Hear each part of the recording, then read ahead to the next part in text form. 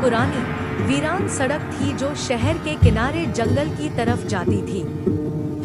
दिन में भी वहाँ अजीब सा सन्नाटा रहता, लेकिन रात होते ही वह सड़क जैसे किसी और ही दुनिया का हिस्सा बन जाती। लोग कहते थे कि उस रास्ते पर कभी मत जाना, खासकर आधी रात के बाद। लेकिन अर्जुन, जो कि अपने दोस्तों में सबसे बहादुर माना जाता था, इन बातों को सिर्फ अफवाह समझता था। एक रात उसने सच जानने की ठानी। घड़ी में ठीक 12 बजे थे जब वह अपनी बाइक लेकर उस सड़क की ओर निकल पड़ा। हल्की ठंडी हवा चल रही थी और आसमान में बादल छाए हुए थे, जिससे चांद की रोशनी भी ठीक से जमीन तक नहीं पहुंच रही थी। सड़क पर कदम रखते ही उसे एक अजीब सी बेचैनी महसूस हुई, जैसे कोई उसे देख रहा हो। उसने सिर झटककर खुद को समझाया कि यह सिर्फ उसका वहम है और वह आगे बढ़ता रहा। जैसे जैसे वह सड़क के अंदर जाता गया, आसपास का माहौल और डरावना होता गया। पेड़ों की टहनियां हवा में हिलते हुए अजीब आवाजें निकाल रही थी, जैसे कोई फुसफुसा रहा हो। अचानक उसकी बाइक अपने आप बंद हो गई। उसने कई बार स्टार्ट करने की कोशिश की, लेकिन इंजन जैसे जाम हो गया था। अब उसके दिल की धड़कन तेज हो चुकी थी। उसने मोबाइल निकाला, लेकिन वहाँ कोई सिग्नल नहीं था। तभी उसे दूर सड़क के किनारे एक धुंधली सी आकृति दिखाई दी। सफेद कपड़ों में एक औरत, जो धीरे धीरे उसकी तरफ बढ़ रही थी। अर्जुन ने खुद को संभालते हुए आवाज लगाई, कौन है वहाँ? लेकिन कोई जवाब नहीं आया। वह आकृति और करीब आती गई। अब अर्जुन को साफ दिखाई दे रहा था कि उसका चेहरा धुंधला था, जैसे धुएं से बना हो।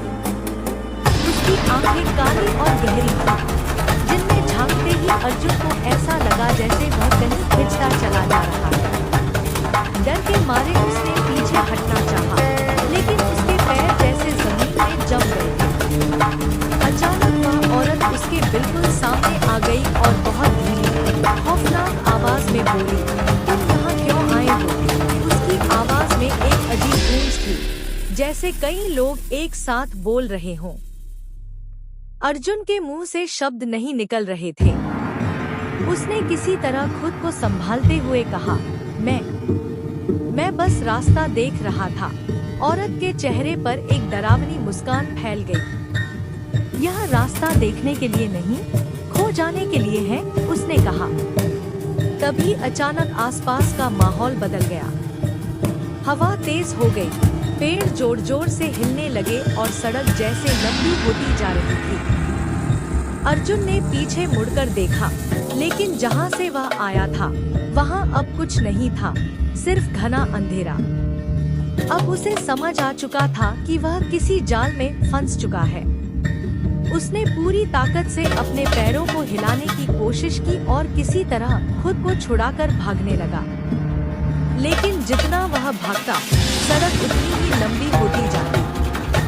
पीछे से उस औरत की हंसी गूंज रही थी, एक ऐसी हंसी जो इंसान की नहीं हो सकती थी।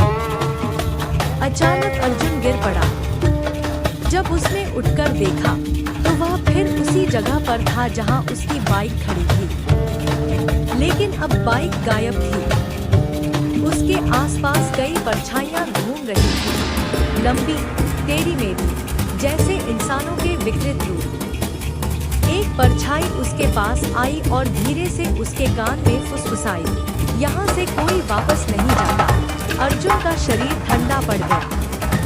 उसने आंखें बंद कर ली और भगवान का नाम लेने लगा।